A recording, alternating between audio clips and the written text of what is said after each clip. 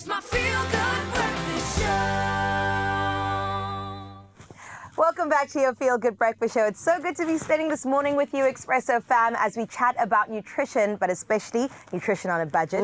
Now, from choosing between frozen and fresh to smart bulk buying and cozy meals that don't break the bank, we're asking, what can South African families really do to stretch their rands, but also, most importantly, eat well at the end of the day? We want to live good, but on a budget, all right? So on the couch again, we've got our registered dietitians. We've got Carrie Steedy as well as Stephanie Rouliard, and they are sharing even more practical tips that you can use right now. We've discovered everything about this world. We've been educated on how to do it, but I think the tips are what we are here for. So maybe we can start with that. And I think what I've noticed, especially working on Expresso, is that our audience are always looking for inspiration when it comes to school lunches, prepping school boxes for our kids. And I know that that can be quite daunting because you're like, are the kids, is my kid going to be judged against other kids' lunch boxes? What should I put in there?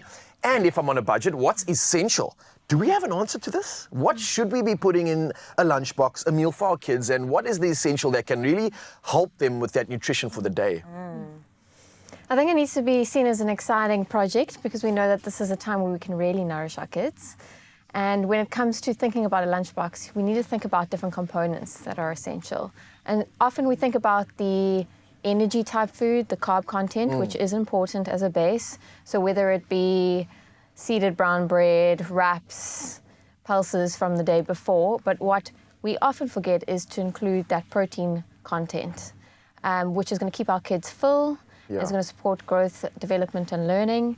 And so if we don't have chicken that's left over from the night before or minced meat or eggs, we could look at, if it's available to you, mashed beans or peanut butter or some sort of fish paste to add to that baseline carb load. Can I maybe dive deeper into this? Because from my world, eating on a budget is often contradicted with the cost of protein. And I find that you can get away with cheaper fat alternatives sometimes. Carbs definitely really available in the budget world. But like you're mentioning now, we often shy away from a lot of protein when we're doing our budget because it's the most expensive item.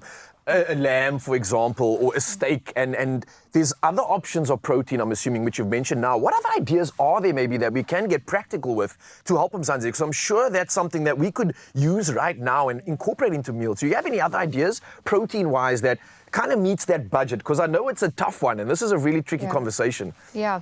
So as we mentioned earlier, legumes, pulses are amazing. Lentils, beans, chickpeas. They can be mashed, they can be put on sandwiches, they can be added to a grain that's cooked the night before.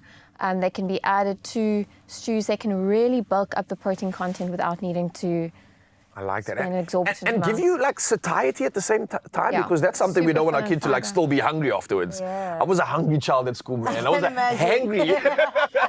They're going to stabilize blood sugars. They're going to assist with keeping our children fueled between meals. which is Brilliant. Thank you essential. for that. I hope you wrote that down, Mzansi. That was beautiful. I like the idea of smashed chickpeas on a sandwich. I've seen a lot of vegan recipes that do that. Okay, so when it comes to, for me, it's not chickpeas, but comfort meals, because now I'm thinking of the stews, I'm thinking the curries, the pastas even. And we winter spoke about especially, this carbo loading in winter. You just crave it. You want to eat the bread. What are we doing in winter when it comes to comfort meals, but also, like we say, meeting the budget at the end Can of we the tick day? both those boxes?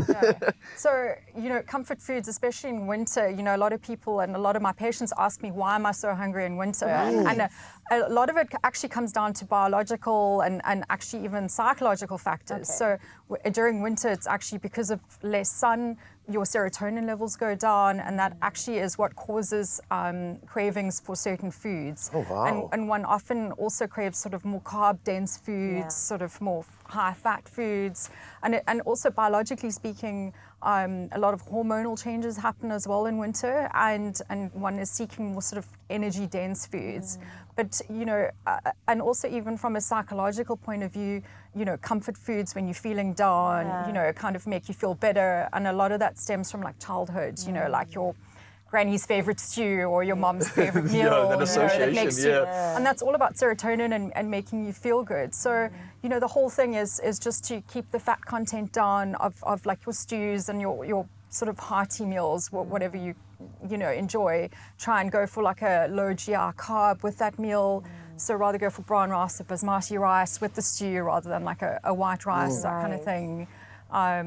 so there are ways to tweak it without going too fatty. And then, if you're really craving something bad, I always say to patients, rather have a small amount of that food, enjoy it and move on. Make sure you exercise, you drink a lot of water, and, keep up your fluid intake. Yo, ladies, this has been incredible. Thank you so much for coming through and having this conversation. I think we needed it. We needed to get educated, but also not just educated. You gave us something practical to take home, and that's what we're going to be grateful for. So whether it's healthy food, which obviously doesn't have to be expensive, like we've just found out now, you got to be smart. And I want to thank Stephanie and Carrie once again for the practical ways to nourish our bodies and stretch our budgets. And while we are stocking up the pantry, don't forget to stock your medicine cabinet too. The ADCOCK Ingram Winter Survival Pack includes everything from immune support to pain relief. And it gets even better. Yeah, because you could also win 2,000 Rand in cash, Mzansi. Just tell us, how do you know your body is telling you that you're actually getting sick? And then that's one of them. And then how do you treat yourself after that? That's what we want to find out.